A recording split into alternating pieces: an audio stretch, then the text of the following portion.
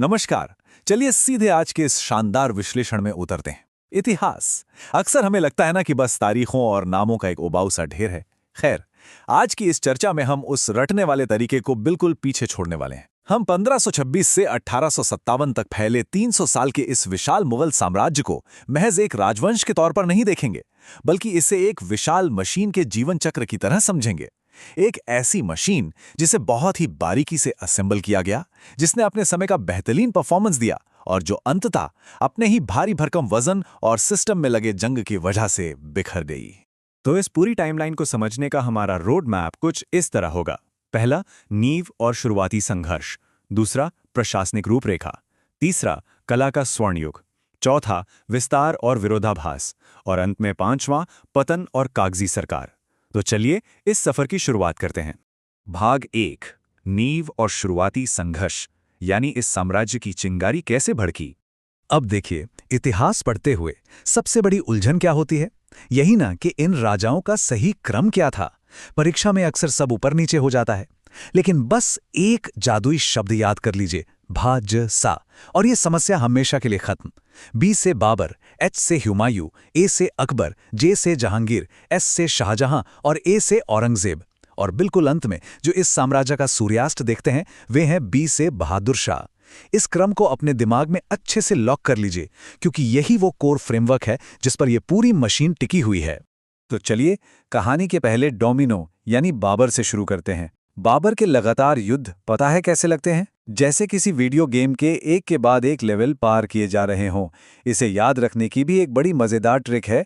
पानी पिया, खाना खाया, चंदेरी गया, घाघरा पहना, मर गया। अब इसका मतलब क्या है? पानी पिया यानी 1526 का पानीपत का युद्ध, खाना खाया मतलब 1527 खानवा का युद्ध, चंदेरी गया से 1528 चंदेरी, घाघरा पहना यानी 1529 घाघरा का युद्ध और 1530 में मृत्यु। ये वाक्य सुनने में भले ही थोड़ा फनी लगे, लेकिन यकीन मानिए, बाबर की युद्धों का कालक्रम याद रखने का इससे अचूक तरीका कोई नहीं है।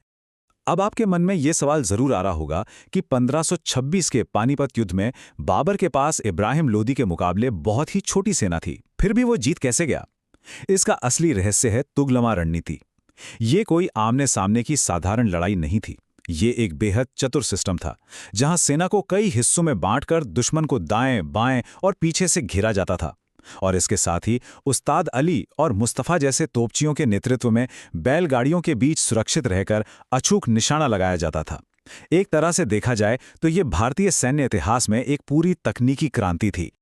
और यहीं से हमें देखने को मिलता है कि कैसे एक पिता की कामयाबी बेटे के लिए कोई गारंटी नहीं होती।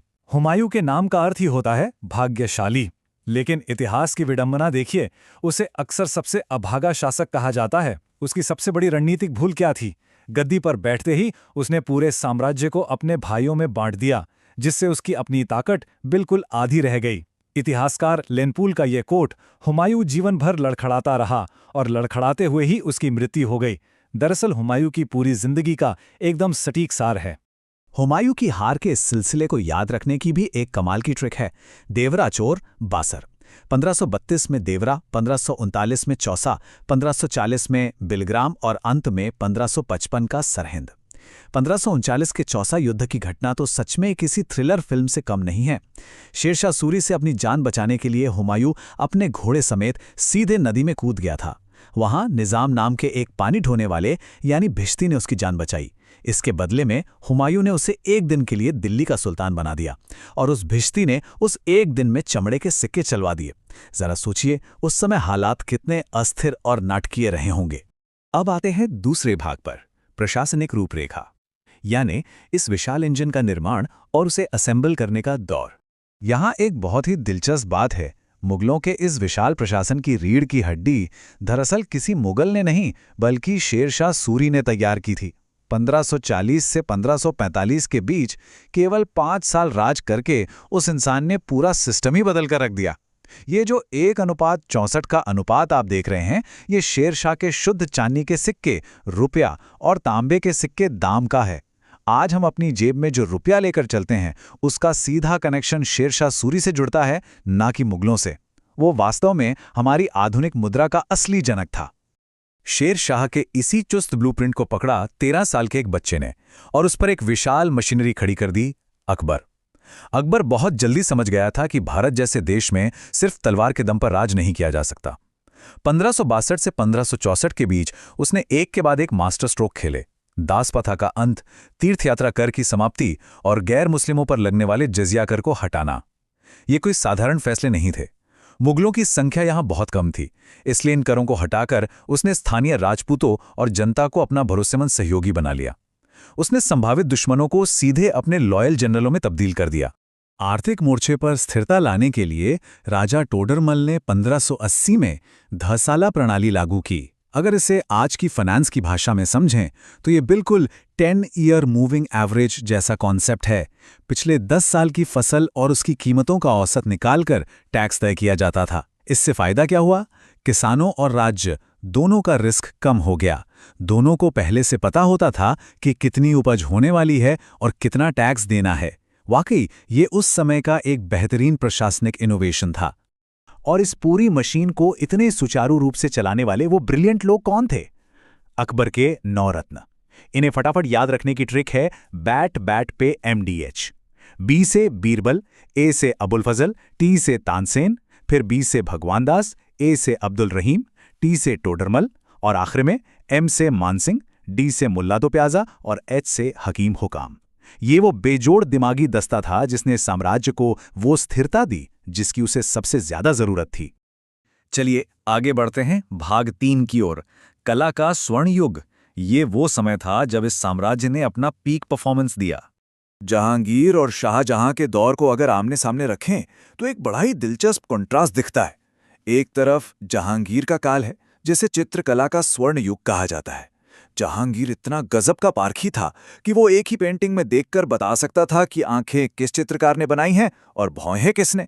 दूसरी तरफ आता है शाहजहां का दौर, वास्तुकला का स्वर्ण युग।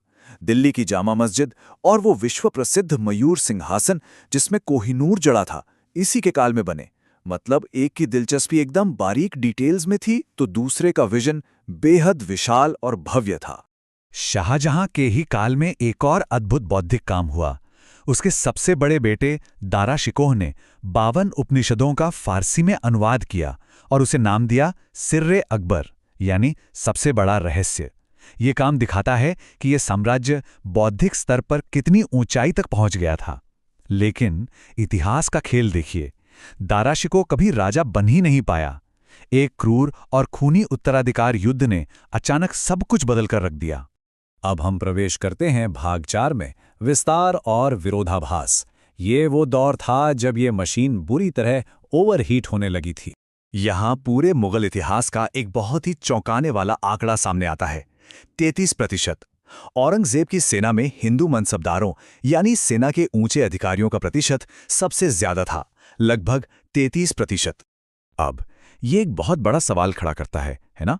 औरंगजेब, जिसे उसकी कट्टरता के लिए जिंदा पीर कहा जाता था, जिसने संगीत पर पाबंदी लगाई और जजिया कर फिर से थोप दिया, आखिर उसकी सेना में सबसे अधिक हिंदू अधिकारी कैसे हो सकते हैं? इसका जवाब किसी धर्म में नहीं बल्कि प्योर HR कूटनीति में छिपा है। साम्राज्य अब 21 सूबों में फैल चुका था।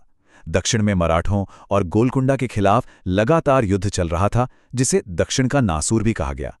इतने बड़े इलाके को कंट्रोल करने के लिए उन्हें ऐसे मराठा और राजपूत अधिकारियों की सख्त जरूरत थी जिनकी जमीनी स्तर पर मजबूत पकड़ हो। ये कोई उदारता नहीं बल्कि एक साम्राज्य को टूटने से बचाने की साफ साफ व्यवहारिक मजबूरी थी। और अंत में भाग 5, पतन और कागजी सरकार। वो दौर जब इस मशीन का पूरी तरह से बिखराव हो गया।